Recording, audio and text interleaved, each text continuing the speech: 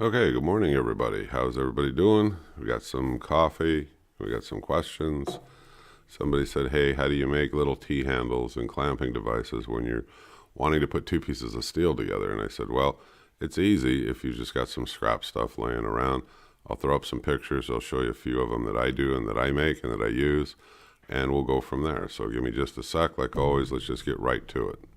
Okay, let's take a look over here on the left. Now, these are not hard to make. You can make them out of pretty much any kind of small scrap steel.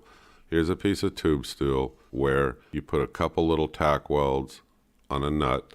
You have a hole going through that rectangular or that square tube stock, and you have a threaded bolt.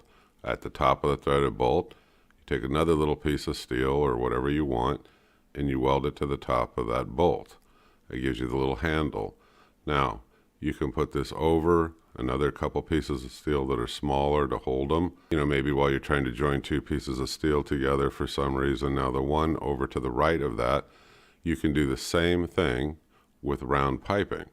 Drill a hole, put that nut over it. You can actually run the bolt down through it to make sure it holds in perfect alignment. And put your little tack welds around it. To cool off, or run it through water, whatever you got to do.